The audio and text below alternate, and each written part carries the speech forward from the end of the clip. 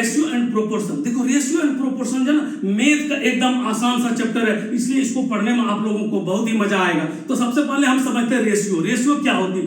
Ratio क्या होता है? रेशियो कंपैरिजन होती है। किसी चीज का कंपैरिजन करना ही रेशियो कहलाती है। जैसे किसी के एज का कंपैरिजन करना, किसी की इनकम का कंपैरिजन करना, किसी की हाइट का कंपैरिजन करना, किसी की मोटाई का कंपैरिजन करना, किसी चीज की लंबाई का कंपैरिजन करना, यानी कंपैरिजन करना ही रेशियो कहलाती है। तो चलो रेशियो का मतलब देख लो, समझ में आ गया। रेशियो इक्वल टू क्या होती है? कंपैरिजन।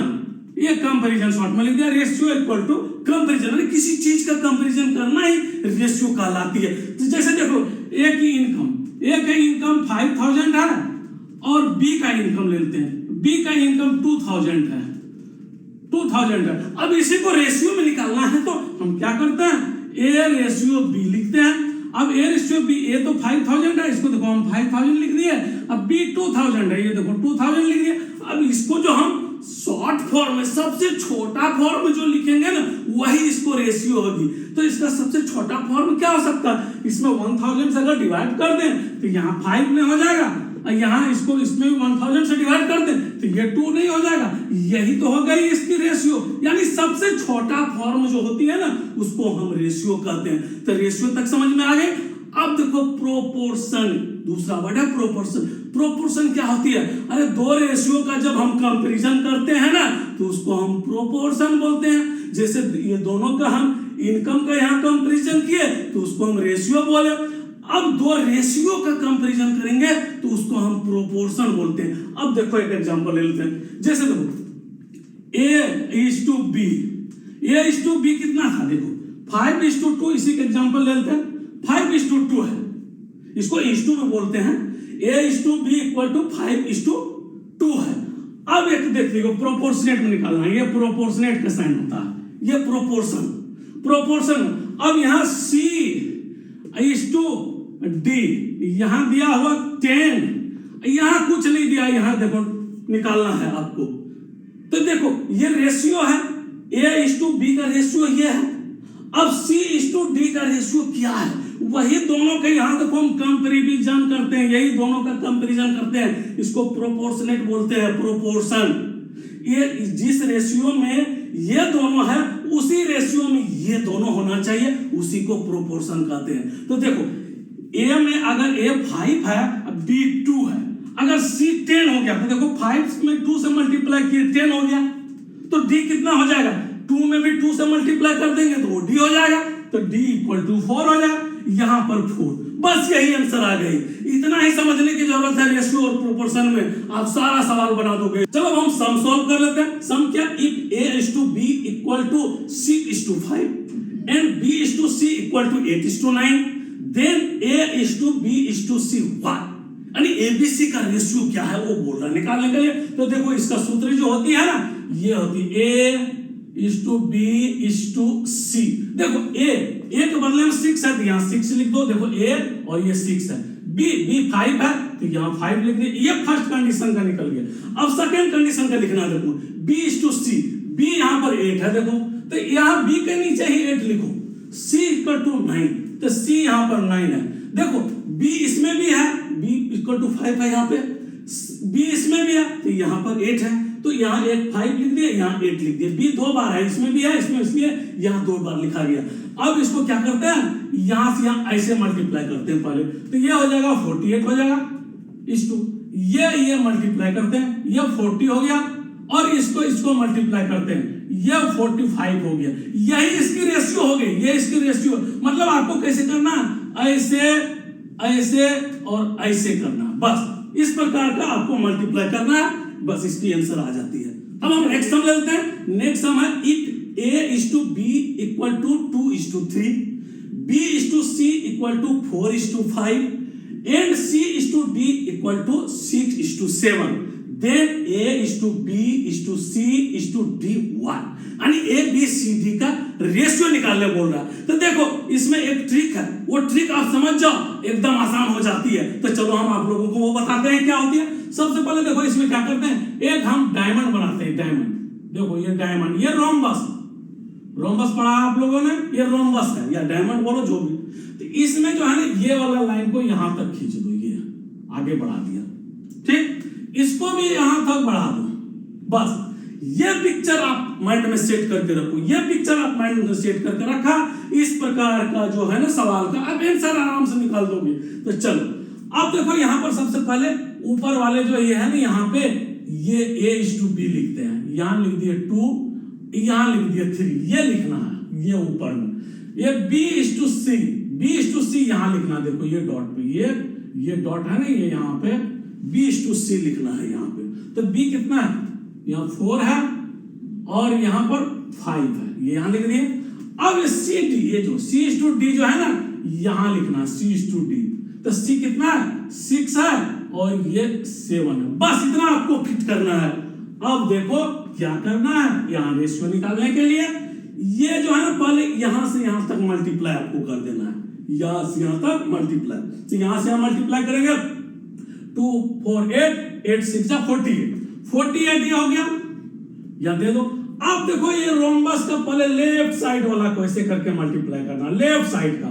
तो देखो 3:4 12 और 12:6 कितना हो जाएगा, 72। बस अब ये रोम्बस का राइट साइड वाला लो, ये ऐसे करके यहां से यहां ऐसे लेंगे। तो 3:5 15 15:6 90 यहां दे दिए। अब देखो ये लाइन ऐसे खींचना, पहले ये जैसे किए थे इधर से वैसे लास्ट में ऐसे। तो 3:5 15 और 15:7 105।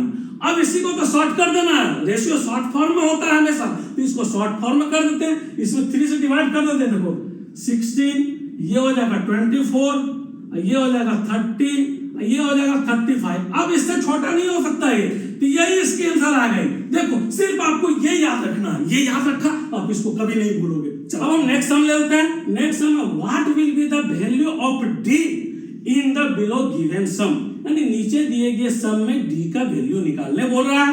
तो देखो इसमें क्या, A:B = 5:7। A और B का जो रेशियो है ना 5 और 7 में है। ये देखो प्रोपोर्शन का साइन है, ये प्रोपोर्शनेट है, ये प्रोपोर्शन, इसी का प्रोपोर्शनेट में ये है। तो C:D = 15:1। तो देखो क्या बोलते हैं, ये प्रोपोर्शनेट में क्या होता है, प्रोपोर्शन में क्या होता है, रेशियो का ही कंपैरिजन किया जाता है। तो A:B का रेशियो 5:7 है, तो C:D का रेशियो क्या होना चाहिए, इसी के कंपैरिजन में यहां भी होना चाहिए। तो कंपैरिजन में हम क्या करेंगे, देखो 5 में 3 से मल्टीप्लाई किए तो यहाँ 15 हुआ, उसी प्रकार 7 में 3 से मल्टीप्लाई किए तो यहाँ 21 हुआ। देखो ये आंसर आ गई 21। तो देखो ये तो शॉर्ट ट्रिक है, देखो जैसे 3 टाइम्स ये है, उसी प्रकार 7 का 3 टाइम्स ये कर दिए, ये आंसर आ गया। ये शॉर्ट ट्रिक है, लेकिन इसकी सूत्र होती है, देखो क्या होती है, ये देखो ये बाहर वाला A और D को मल्टीप्लाई कर दो, ये दोनों को मल्टीप्लाई कर देते हैं। ये बाहर वाला, ये इधर और D इधर, बाहर वाले को बाहर वाले से मल्टीप्लाई कर देते हैं, और ये अंदर वाला देखो B अंदर में है और ये C अंदर में, ये दोनों को मल्टीप्लाई कर देते हैं, दोनों बराबर होता है। ये इसकी फॉर्मूला है। तो देखो हम A × D करेंगे, A × D, ये बाहर A और ये D को मल्टीप्लाई कर दिए, इक्वल टू B × C कर दिया मल्टीप्लाई, ये दोनों बराबर होती है।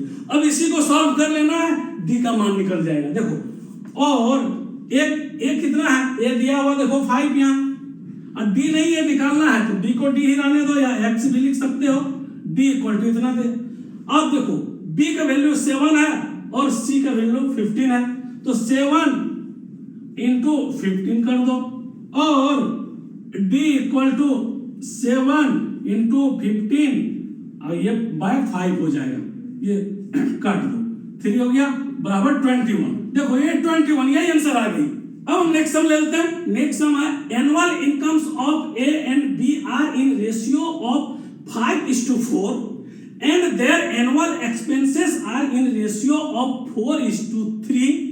If each of them save ₹8,000 annually, find their annual income. देखो यहां से यहां तक पढ़ के समझ लेने की जरूरत है। आपने यहां से यहां तक पढ़ के समझ लिया, आप समझो इसका आंसर दे दिया। क्या बोल रहा है, A और B का जो है ना एनुअल इनकम्स का रेशियो जो 5:4 है, यानी 5:4 में इसका इनकम है। उसी प्रकार उसका एक्सपेंसेस का रेशियो जो है ना 4:3 है, यानी एक्सपेंस जो किया, ये खर्चे जो किया ना 4:3 के रेशियो में खर्चे किया। और उसके बावजूद ही बोलता है उसका जो सालाना सेविंग क्या है 8,000 है, 8,000 उसकी सालाना सेविंग है, तो उसका एनुअल इनकम निकालने बोल रहा है। तो देखो अगर एनुअल इनकम नहीं दिया हुआ है लेकिन उसका रेशियो तो दिया हुआ है, तो रेशियो दिया हुआ है तो हम ए का एनुअल इनकम ले लेते हैं। एनुअल इनकम इसको 5x ले लेते हैं, ये 5 है, 5 के रेशियो में 5 4 का, इसलिए बी का एनुअल इनकम 4x हो गया। दोनों के एनुअल इनकम हम ये मान लिए 5x 4x, क्योंकि 5 और 4 के रेशियो में है और x से मल्टीप्लाई कर दिए, x का मान कुछ भी हो सकता है। तो देखो अब क्या बोलता है, वो दोनों क्या करता है 8,000 एनुअली बचा लेता है। ये एनुअल इनकम में से 8,000 उसने बचा लेता है, जो भी उसकी इनकम। तो 8,000 अगर उसने बचा लिया तो इसका मतलब क्या, बाकी पैसे उसने खर्चा कर दिया ना। यही आपको समझने की जरूरत है। यहां तक आपने समझ लिया, इसका आंसर दे दिया। तो देखो इसमें से उसका एक्सपेंसेस क्या हो जाएगा, देखो एक्सपेंसेस निकालते हैं। Expenses of A, expense of A निकाल लेते हैं। एक एक्सपेंस क्या हो जाएगा बताओ, 5x माइनस 8,000। अरे टोटल इनकम 5x था उसकी और उसमें से 8,000 बचा लिया, तो वही तो उसकी एक्सपेंस हुआ ना। उसी प्रकार expenses of B, expense of B क्या हो गया 4x माइनस 8,000। बस यही तो बोलती है, इसी का रेशियो तो वो अब ये हो जाती है, एक्सपेंसेस का रेशियो 4:3 है। इसी को तो सॉल्व कर देना। बस 5x minus 8,000 by 4x minus 8,000 equal to 4/3। बस इतना फिट करना है। अब इसको तो सॉल्व कर लेना, आंसर आ जाएगी। देखो और ये हो जाएगा 15x माइनस ये 24,000, ये क्रॉस मल्टीप्लाई कर दिए इक्वल टू 16x, ये माइनस 32,000। और ये देखो इसको इधर ले जाएंगे, x हो जाएगा, इसको इधर ले जाएंगे तो और 8,000 हो जाएगा इक्वल टू ये इधर ले गए x हो गया। क्यों ले गए, इधर ले जाने से ये प्लस में आ जाएगा, इधर ले जाएंगे तो माइनस में आ जाएगा। तो प्लस में ही ले जाने का हमेशा कोशिश करना चाहिए, जिससे आपकी गलतियां बहुत कम होगी, नगण्य गलतियां होगी। तो x इक्वल टू इतना निकल गया। तो अब a का इनकम और b का इनकम निकाल देना है। तो a का क्या हो जाएगा 5x, 5 इंटू 8,000 इक्वल टू 40,000 हो गया। अब b का निकालना है, तो b का 4 इंटू 8,000, x का वैल्यू यहाँ रख देना है 32,000। बस यही आंसर आ गया। देखो हाँ तो बच्चों, ये वीडियो अगर आप लोगों को अच्छा लगा, अच्छी तरह से समझ में आया, तो आप लोग जरूर से जरूर इसको लाइक करो, शेयर करो, चैनल को सब्सक्राइब करो और कमेंट बॉक्स में अपना व्यू जरूर लिखो। थैंक यू बच्चे।